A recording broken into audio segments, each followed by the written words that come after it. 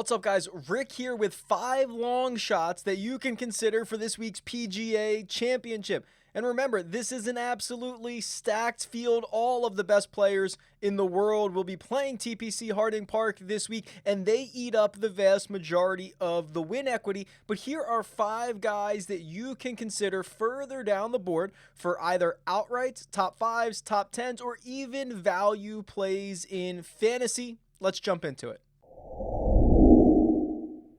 Louis Oosthuizen at 66-1 is an option for a seasoned veteran and a guy who knows how to compete in major championships. Not only has he won an Open Championship in his career, but he's also completed the career Grand Slam of runners-up. That's right, he's finished second in all 4 majors in his career, which is unfortunate, but it's also a testament to how often he is at the top of the leaderboard when all of the best players in the world play the same event. Now, going back to the beginning of the restart and a little bit before that, Louis hadn't been good.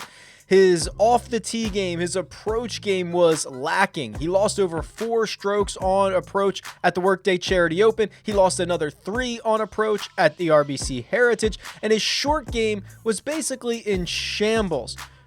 Fast forward to the last couple of starts for Louis, and it appears that he has started to figure things out. His 54th at the Memorial is not all that inspiring as a result, but if you look deeper at the stats, he gained 2.6 strokes on approach. His ball striking was just fine. And then last week at the WGC FedEx St. Jude, he kind of put everything together. He gained strokes in all 4 major strokes gain categories, including off the tee, approach, even around the green. A shade over positive in the short game, and then he rolled in enough putts to gain strokes there. So Louis Oosthuizen is rounding into form. He's a guy who knows how to contend in major championships, and he's sitting there at 66-1.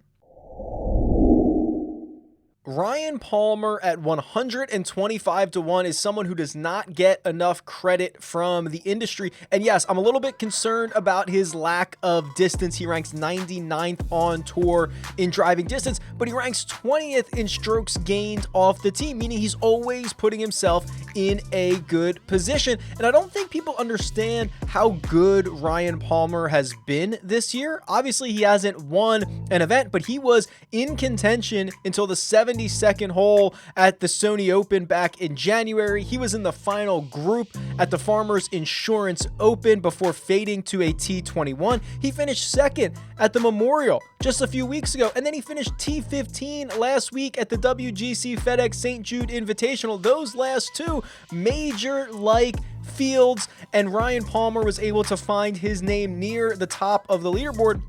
And I'm even more impressed with how he was able to find his name near the top of the leaderboard, because Palmer hit the ball beautifully all week last week in Memphis. He was 4th in strokes gained tee to green behind only Justin Thomas, Ches Reavie, and Brooks Koepka last week. Palmer just could not roll the rock, which is usually his bugaboo, but if he can find some putts this week, even putt to the field average, he's probably going to find his name on the first page or 2 of the leaderboard.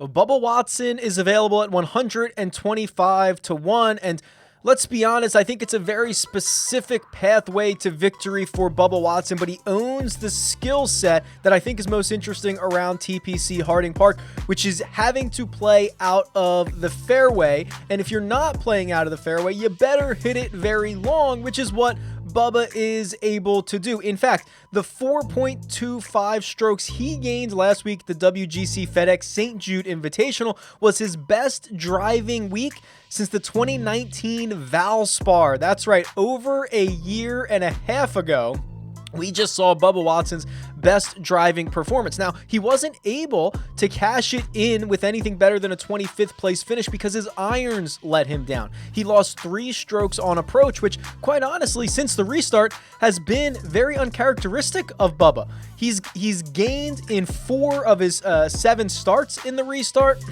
He's also had an epic week like he did at the Memorial, where he gained over 7.5 strokes on approach. So I think there is an argument to be made that if Bubba Watson can combine the driving that we saw last week at the WGC FedEx, improve the irons like we've seen most of the restart, and just putt to the field average, that's probably the pathway to a top 10 for Bubba Watson. And if everything goes right, where he catches a hot putter, we know he's not afraid to win a major championship. Obviously, 2 green jackets in his closet at home. Cameron Champ is as deep as 175 to 1 in some books. And I think that's pretty crazy for a guy who has one of the elite skill sets that Harding Park should be able to take advantage of at TPC Harding Park. And of course, that's the driver. I mean, just look back to last week. The top 3 drivers, the top 3 guys off the tee were Bubba Watson, Sergio Garcia, and Cameron Champ, which is no surprise to see his name there because he routinely gains over 3 strokes off the tee in a given week, and he's only lost strokes off the tee twice since the Northern Trust last year in August of 2019. So twice in basically a calendar year.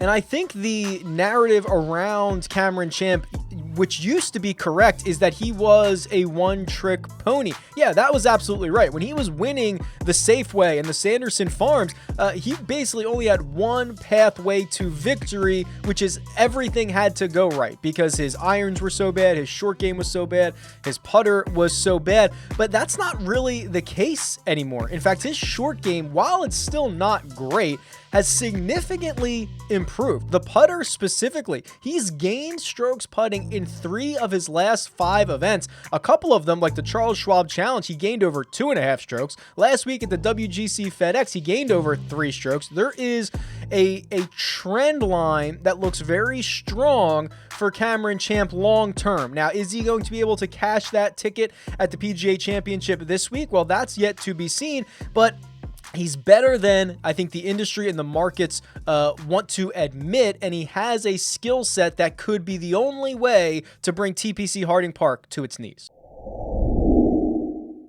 Matthias Schwab is 100 to 1, and he is the 79th ranked player in the world, obviously playing the majority of his tournaments on the European Tour, but he's come over here to the PGA Tour and he's actually put up a couple of decent results that are worth talking about. Now, before I jump into that, the concern about Schwab, 0 professional wins. So is that first professional win going to come at the PGA Championship? It's probably unlikely, but I really like the way that his game is trending at the moment. So you look at the 3M Open a couple of weeks ago, he was absolutely scorching with his irons. He gained over 8 strokes on approach. He gained another 2.8 off the tee. He was absolutely awesome. He just couldn't putt.